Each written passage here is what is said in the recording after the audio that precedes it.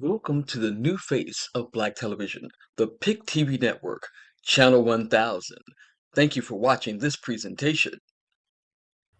Welcome to the importance and power of reading.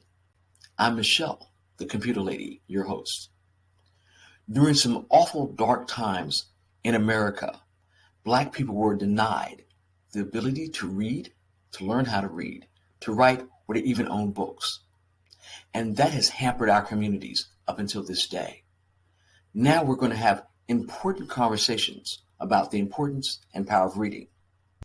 Hi, everybody. It's Michelle, the computer lady. Thank you so much for joining me on this segment of the importance and power of reading. Today, I have an outstanding, wonderful woman I want to introduce you. Her name is Shehara Wooten. Oh, she is amazing. Shahara, thanks so much for joining us here on the importance of power of reading. Would you tell everybody about you and what you do? Absolutely, absolutely. Thank you so much, Michelle. I'm so glad to be here. And I'm just going to state it right now for everybody. It's Shehara. So I tell people think of hair, yeah. Yep, think of hair. But thank you for having me. So yeah, I am an author, I'm a speaker, I'm a certified financial planner, a career changer. So I wear a lot of hats. And so I love being here talking about the importance of power of reading. I am a career changer. So I was an engineer by training, electrical and computer engineer. And now I try to focus on Black women STEM professionals, but I do have an RIA firm called Your Story Financial and an academy. And both of them work with professionals to make sure that they have financial freedom, financial security, and financial independence. So they have peace of mind, and that's the beauty of what I do and how I help folks. That is absolutely amazing. Now, I want you to tell everybody how they can get in touch with you if they're interested in what you do and the services that you offer. Absolutely. The biggest place and the place that's all encompassing would be to go to my LinkedIn page. Follow me on LinkedIn. That is where I am. That's where I'm active. All of my other links are on there. So depending on what service you're looking for or how I can help you, stop by there. I also share inspiring, motivational, and financially empowering tips. So let's connect over there. That sounds amazing. So, now the other thing I need to ask you is let's go back to when you were a child, okay? Yes. Did you like reading as a child? So let's go back. I want to share this story. So for me, it's interesting because I thought that I was not smart at all. Okay. I got to third grade, and my story is that I could not read, I could not tell time, I didn't know how to do math, and I just felt I was stupid. I did.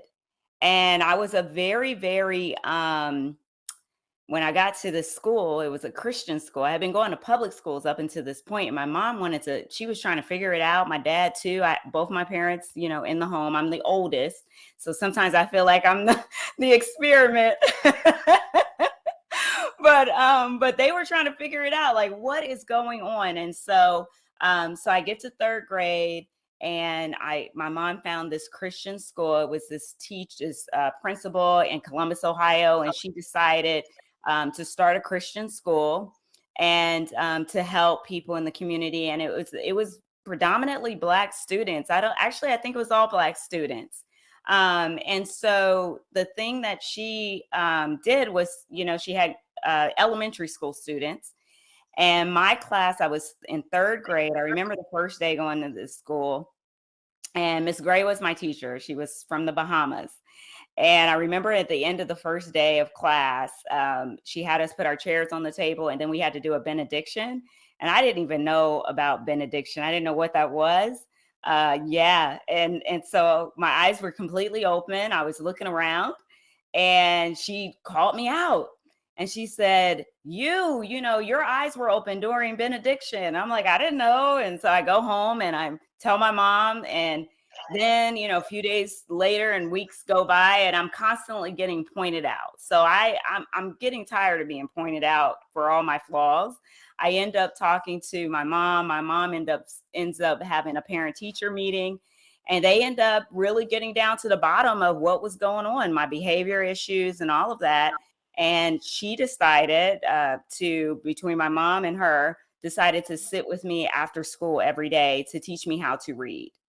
So Wow. she actually sat down with me. Now, the first day and she said in her Bahamian accent, I'm sitting in my little chair right next to her behind the teacher's desk. I'm only 8 years old.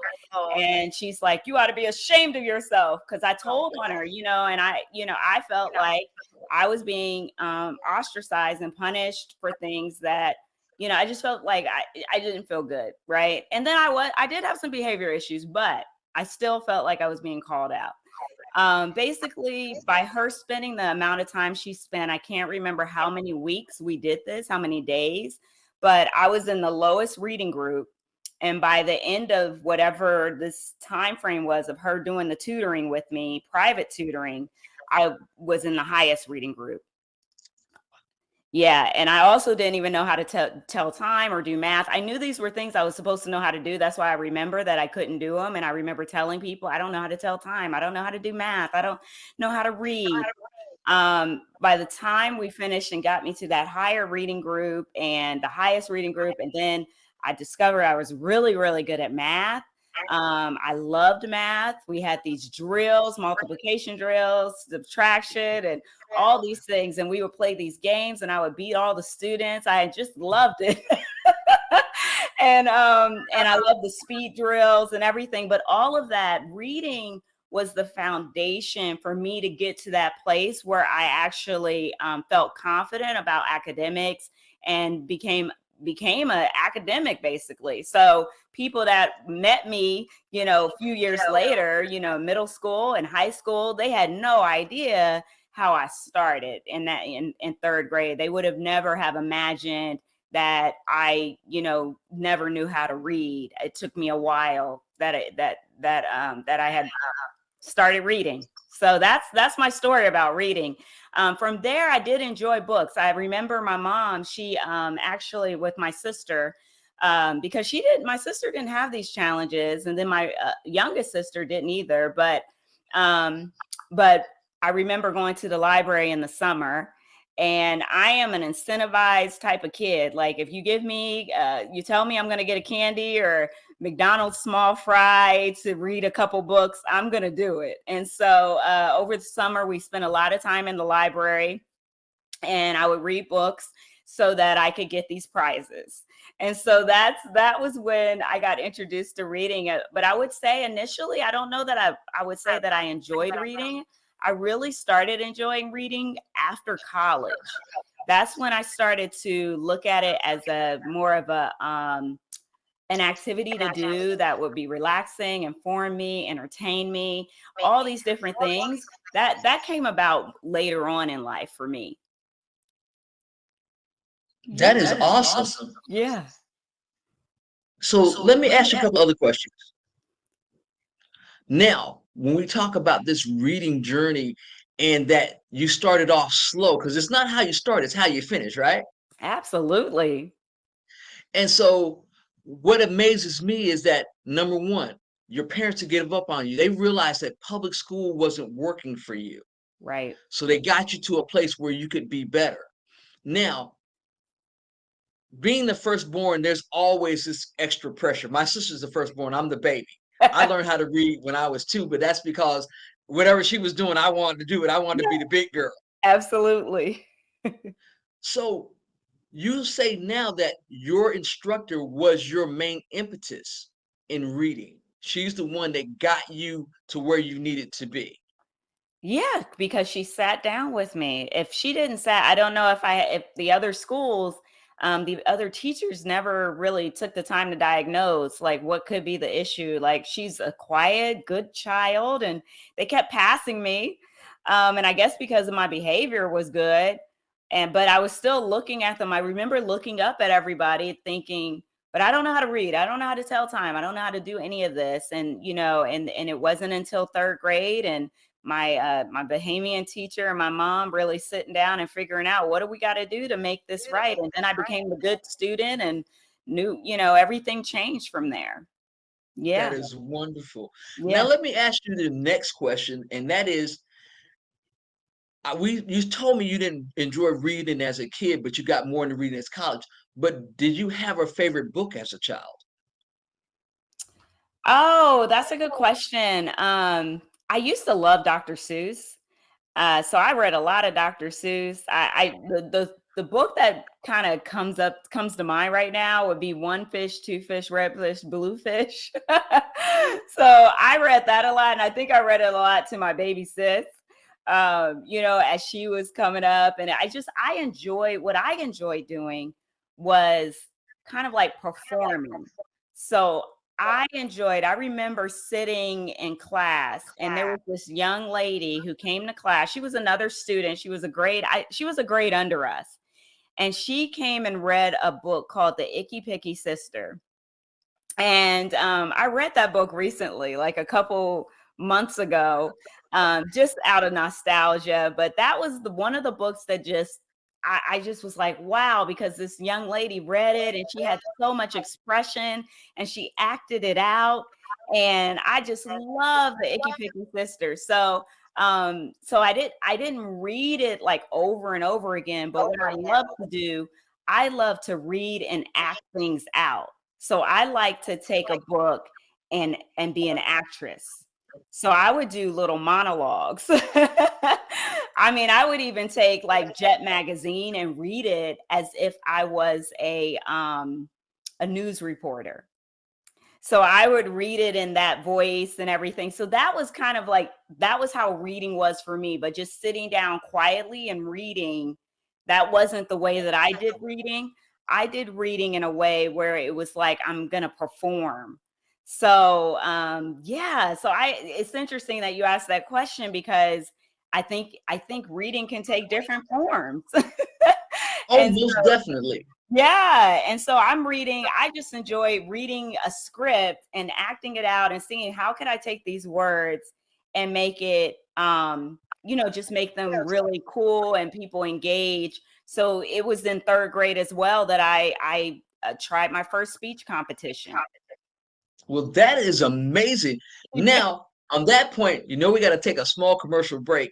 We're Yeah. going to be right back with our guest, Shehara, like in hair, Yes. Wooten, on the importance and power of reading. So, everybody, stay tuned. We'll be right back. Since 1877, Jackson State University has been training students for a life of service and leadership to impact our global society. Ranked among the best HBCUs in the country, Jackson State University offers 47 undergraduate, 37 master's, 1 specialist, and 13 doctoral degree programs. Whether you're interested in the arts, education, public health, the sciences, or business, we're here to take you from ready to JSU ready. Visit jsums.edu and apply today. Hi, everybody. Welcome back to the importance and power of reading. I'm Michelle, the computer lady. I have a wonderful guest, Miss Wooten. And guess what? She wasn't able to read until third grade, but her mom and her teacher found out that she was having a problem. And guess what? They worked together, and she's been a computer engineer, an electrical engineer. She's an author, and she has her own business because guess what? They discovered the problem and they got her into reading. Shehara, welcome back. Thank you. Thank you so much for sharing that with us because it's so important that kids that struggle Yeah. learn that people, once they recognize that they're struggling, they can get help. So I really appreciate you sharing that story with me. Yeah. Now, you talked about what you read as a child. What are you reading today and some of the books that you might recommend for some of the young adults out there? Absolutely. Well, being a financial planner, I've got to start with financial literacy. It's just something that we don't have enough of in schools. It wasn't until I got out of college that I started to realize, wow, I don't know the basics of just finances. I've got an electrical and computer engineering degree. I had internships all throughout college, and I was saving in a 401k, but I didn't really understand that I needed to have an emergency fund. That's something that I should have known about. And so what I would recommend, and what I read coming out of college, one of the first books that I read was Rich Dad Poor Dad. I feel that's a classic. At the time when I read it, it wasn't quite a classic, but it was very popular. And then there's also my dad had given me a book called Think and Grow Rich. Now he gave it to me right out of college, but I'm gonna tell you, it wasn't until about 10 years later that I actually read the book. And he said, "This is my book. You're borrowing it." And honestly, I still have it. But that's a book that I would recommend. I also recommend The Millionaire Mind. That's a great book as well. I have not read The Millionaire Next Door yet because I started with The Millionaire Mind and I felt like The Millionaire Mind was basically everything that The Millionaire Next Door had. So, but I still want to check it out. And you're pointing. Yeah. And then the last book I'm going to say is my book, of course. In the Meantime, Own Your Financial Narrative, which, is about the racial wealth gap, the history behind it, as well as entrepreneurs and interviews that I did with various people who are overcoming despite economic injustice, as well as financial empowerment tips too. So there's several books out there that I recommend reading. But I'll start with the financial literacy side since that's my passion. Awesome. Now, can you tell everybody where to get your book? Absolutely. Yeah. So you can go on Amazon, of course. So it is an audio version of the book. So you can get that through Audible, Kindle. There's an ebook version. There's also a hardcover and paperback. Barnes and Noble has it as well.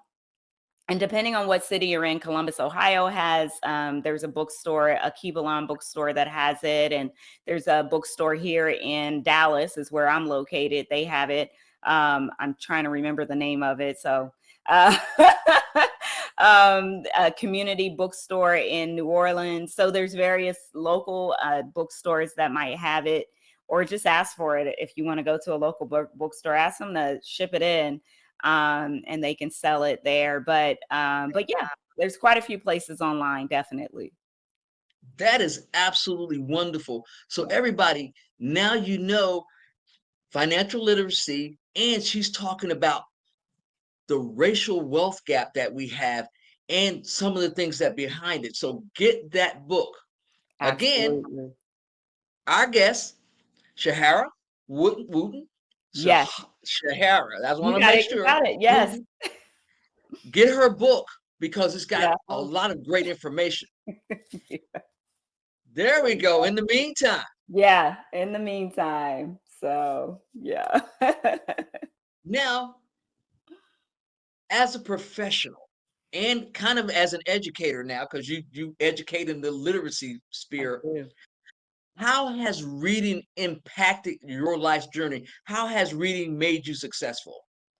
Absolutely. I love reading now. Like I said, it took a while. I think because I was doing it for school, and the more and more Black women in STEM I talk to, especially those who are just graduating, and I'm asking them questions about what financial literacy books are you reading? They're like, I'm not reading anything right now but my textbook. So now I do use it as a way to relax. And the book that I just started recently is called The Alter Ego Effect. And so that's pretty neat book. It makes you think about how Kobe Bryant is like the Black Mamba, just turning into something else when you get out to do your performance. So it's a very interesting take on getting out there and being successful and getting yourself in a place where you're influencing people. But I just love different types of books, but mostly, honestly, I read a lot of just nonfiction books. I love just those self-help books. They really help. One of the books that I read recently was Speak Your Way to Cash. That's an excellent book, especially for speakers who want to develop their business. So those are the main types of books that I read right now. That is awesome. Yeah. So here you heard from somebody that's in financial literacy, some of Yeah. the books on self-help, and they're nonfiction that you can do, so you can do that deep dive in order to understand money and how to create wealth. Thank you so much for that. Absolutely. Yes, absolutely. Now, I know you don't have kids, but I'd like to ask you what you think about the state of literacy among adolescents and adults in the United States. And if it's a problem, what are some of the ways that we can solve it? Absolutely. Yes. I don't know all the facts around all of this, but I could very much imagine that it's a problem. I mean, just thinking back to my experience so many years ago, and just how you just even seeing some of my niece and nephews, and I think what the challenge is right now are these devices. I think people are just on these devices, just they're letting their kids be on these devices just way too long. There should be some device time. That's fine, but what about reading? Um, I watched my sister homeschooled her kids for a while, and one of the things that I noticed about them is before they go to bed, they had to read a book or a book was read to them. And I would say that would be the solution. If you can take the time, if you're a parent or a guardian or something, and take the time to read a book to your child before they go to bed, they will grow this love for reading. And it got the love for reading. I just watched they're older now, but I watched them want to read so bad. They would go under the blanket. It was time to go to bed, and they would get a little flashlight and read.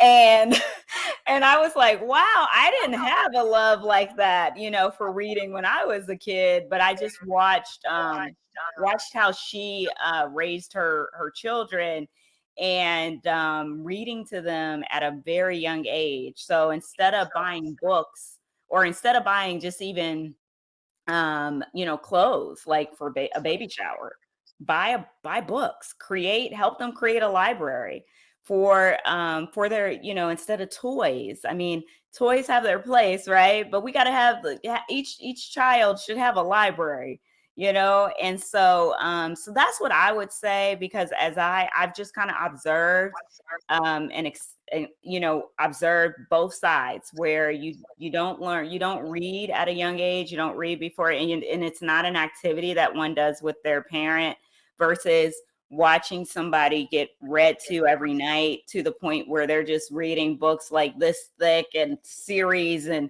they just want to read. But everybody has their own way, and I know there's time, not everybody has the time to do all these things, but that's one way to help your children start reading and then have a love for reading. Oh, I concur. You're probably the best auntie ever. You're giving the kids books and the whole nine, Yeah. and that is amazing. So you talk about your sister and her children, and you've watched how she's homeschooled. Yeah. Now, does your sister have boys or girls, or both? One girl and three boys. Okay. Ooh, she Yeah. got her hands full. Yeah. And Oh, do you yeah. have any brothers? I don't. I have two sisters. Cool So beans. it's a I have house four full of girls. brothers. Okay, four So brothers. Yeah. now, what I've noticed a lot of times, there's a difference in reading between girls and boys, because girls can tend to do quiet things. Boys like to Mhm. go and run and play, and they want to play in the mud, and they want to, you know, get the frog and show you the frog and the tadpole and all that stuff. Yeah. How has your sister been able to help her kids read better, both boys and girls? I really think it comes back to, them getting that love for reading when they were a kid, like to a way to help them calm down. And the exercise that they would do before going to bed was reading. And when I'm talking, describing the flashlight, I'm describing the boys doing that. I'm describing them going under the blanket and trying to read, and you're supposed to go to bed. Wait, and then it's like, can you scold them? They're reading. It's like, wow. And so I really think that was my theory, just watching that, and like, we've got to go to bed, and tell them to stop reading, because I mean, they're just so into this book. And that's what I've seen. That's what I observed. And then my niece, she read as well. It was no problem getting her to go to bed. It was just her in her room, so she didn't have all the distractions either. But those, the three boys, they reading before they went to bed, and having somebody to read to, like, that was the routine. So I feel like that was it. And the vocabulary was amazing. I mean, they're just thriving in school because of that. That So is awesome. So yeah. your sister made a good catalyst, because the other thing you talked about was having libraries, the kids having their own libraries. So you're a big proponent of children having books in their homes, and that access to books helps create better readers. You think so? I agree. Yeah, absolutely. It's like, for me, like, my whole thing is to have a room in a house that is a library. So I do. It's kind of like I collect books. So sometimes I look and I'm like, okay, you need to stop buying books and read them. So I'll take a pause, but I just think even kids should have that too. Just a little shelf, a little section, maybe just put it on the nightstand with some bookends or something, and start off with one or two books. Or anytime, for birthday gifts, just say, hey, get this book for my child, or something like that, to get people in the mode of participating and getting them a book, rather than jackets or shoes or games. Get them a book, and ask them to read it, and then write a report about it, or give a I love it. presentation about it, or take a section and act it out. Like I said, like, for me, I did a lot of speech competitions, and I love acting out stories and poems. Yeah. Hmm. Well, that is absolutely phenomenal, and that's great Yeah. information. Now, of course, we got to pay the bills around here. We're going to take a small break, and we're going to be right back with our wonderful guest, Miss Shehara Wooten, here on the PIC TV network with the importance and power of reading. Stay tuned. Are you a company, business, or service that believes in social responsibility? Would you like to make a positive impact? You can. You can sponsor this program and be seen by 2 million viewers on the PIC TV network. Call 770-367-1268 for more information today.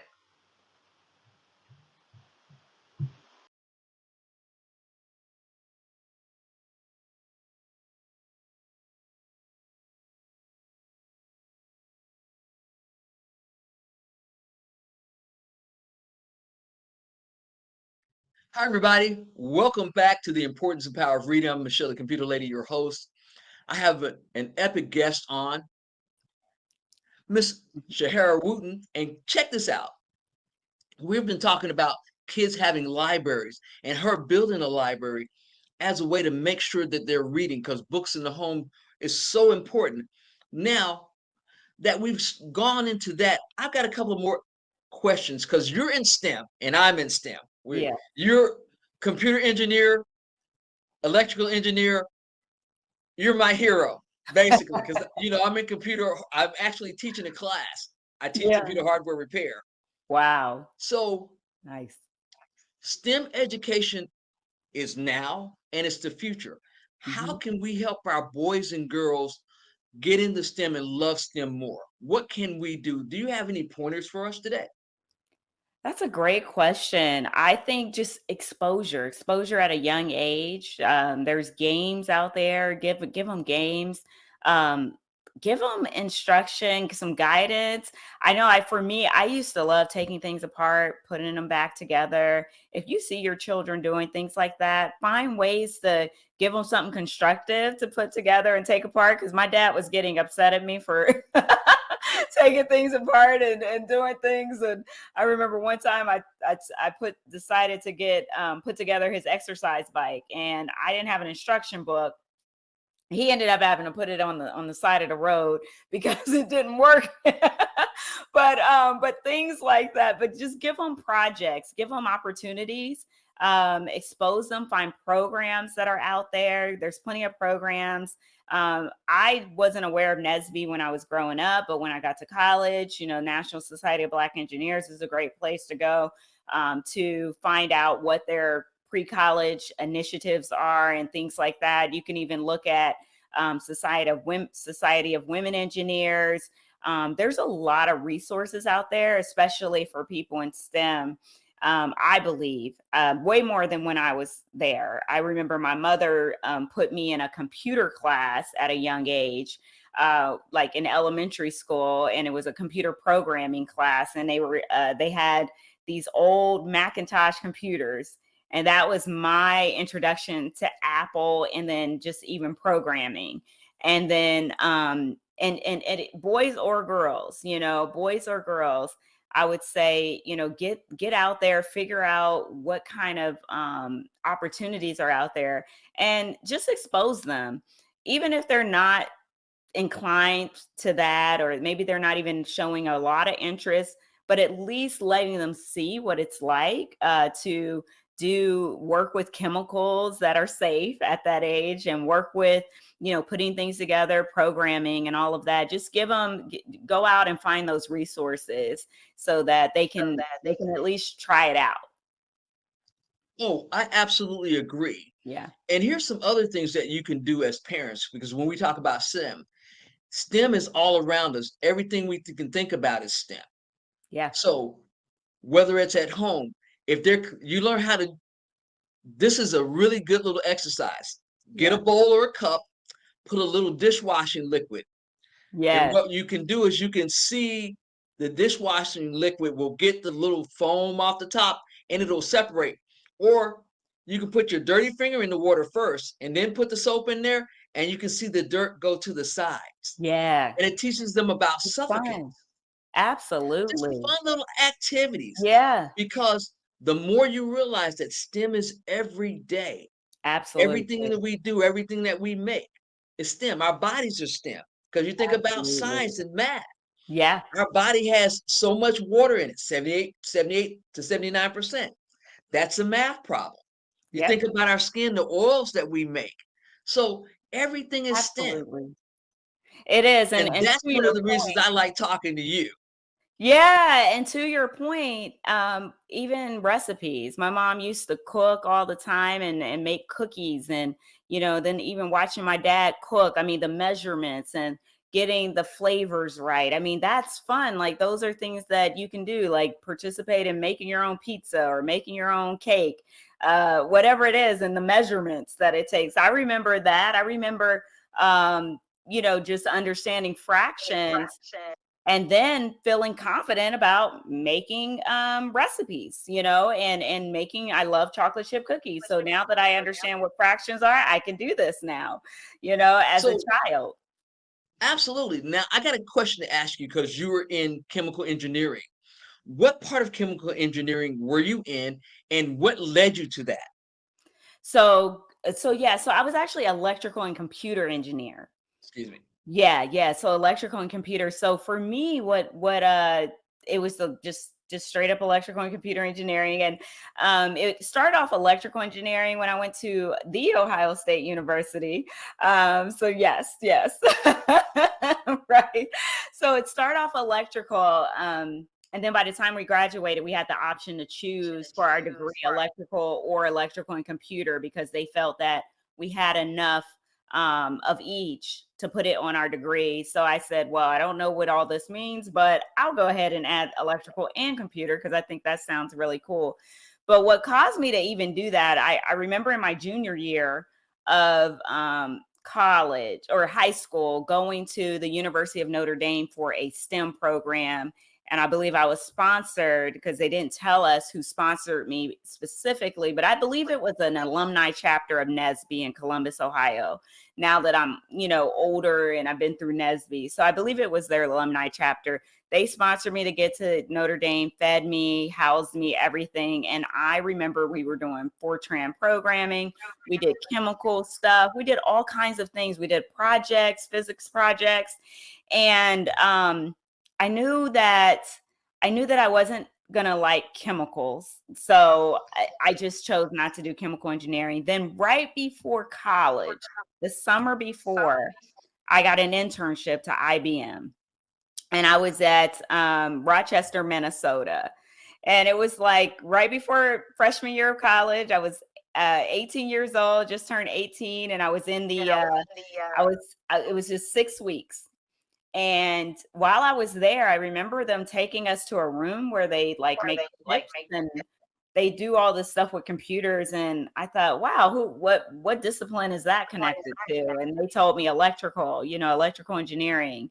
So I said, okay, then I'll be an electrical engineer. And that's what made me go about being an electrical engineer. I pretty much knew right before getting into college that I was going to be an electrical engineer and just went down that path. That is absolutely amazing. And so, parents, this is what I want to tell you, and I want everybody to understand. She got exposed by these internships and programs. So if you're looking for your kids to get in STEM, find ways to get them exposed, find programs, find outlets to introduce them to these things. And that way we can have more people, women and men, that look like us, that's from our culture, that represent us. Because right now, and I want to talk to you a little bit about AI before we leave. I'm going to sum this up. Sure. With AI, we're having this AI technology, especially when we're talking about facial recognition, but it's not recognizing us. And that's because we're not in the rooms. Right. It's not necessarily always, we're not in the rooms, and we need to be in the rooms. We do. And that's why folks like you and me, when we tell our kids, hey, if we want to get representative, we have to be there. Yes. And that way we got input. And that's one of the reasons I'm glad you're here. Absolutely. Yes. Representation matters. Just being able to see people doing the thing that you're doing. I didn't see, honestly, I can't think of an engineer I really saw, I guess, with that computer class that I took when I was really young. I don't know that I knew that that was an engineer, but for some reason, somehow I got connected with that, engineering, because, just learning about math and like, oh, but I don't remember seeing a Black engineer before, much before that. But if you could get more exposure, that's going to make it so much easier. And that type of thing. And we, even in financial planning and financial services, it's the same situation. We don't have a lot of Black financial planners as well. And it's the same story. There's not a lot of exposure to the profession at a young age. People don't think, they think engineer, doctor, teacher, fireman, policeman. But even with that, the even financial planner. So I got to put a shout out to that too, because, once you engineers make all that money, there's going to be some folks that want to help you manage it, help you get it together. Right. So it is, it's so many opportunities to take your STEM background and this information and help, because I even look at, financial planning, I even look at that as kind of a STEM, association, just because of the numbers. You can't be afraid of your financial calculator. I know the background, like I can throw stuff in a financial calculator, but my math background helps me understand what the future value equation is, what the present value is, how to solve for all those things. And so we just have to just see that there's so many opportunities. Having a foundation of STEM is so many other opportunities out there. Absolutely. Oh, I absolutely agree. Yes. And I really thank you for joining me today on this segment. Now, before you leave, tell everybody again about your book and where they can find you. Absolutely. Yeah. Thank you so much again for having me on here, Michelle. But the book is called In the Meantime, and put it in the camera properly. Own Your Financial Narrative. When I discovered that Black wealth is slated to go to zero by 2053, I felt like this is astounding. I cannot believe zero. And so I wanted to make sure that I wrote something about it to help do my part to solve this racial wealth gap. So I just recommend checking it out. Go online, Amazon, any book, Barnes and Noble, Books a Million. It's sold on so many platforms. Thank you. That is absolutely awesome. Thank you so much for coming by, engineer, author, and financial analyst, somebody that's helping us make sure that we keep the bag. You Yes. have been a blessing. Thank Thank you you. so very much, Shehara. And anytime you want to stop by, drop some knowledge on us, please do so because guess what? We'd like to do a financial show as well. There you Can go. star you. Yeah. That sounds All great. right. Thank you so much. Everybody, don't forget, she's been amazing. Stop by, get her book, support, because we can only be when our folks support us. So thank you so very much. Thank you. All right, everybody, you heard it. She struggled reading, but guess what? No more. Her parent, her teacher got her back, and she read and she became an engineer, not only an electrical engineer, but a computer engineer. If she can do it, you can do it. Thank you so much for joining me on this edition of The Importance and Power of Reading. Mommy, what is an entrepreneur? Is a great way to give your children a legacy of wealth. You can get a free book today that will teach them about entrepreneurship. Go to tmrcus.com and get one today for free and create a great spark as you read it together with your child. You know what's going on in our society, book banning, and over 38 million children don't have books in their homes. Join me for some exciting segments as we talk about the importance and power of reading with my guest, Rory Sherrill, comedian and actor. Join this conversation on the PIC TV network, channel 1000.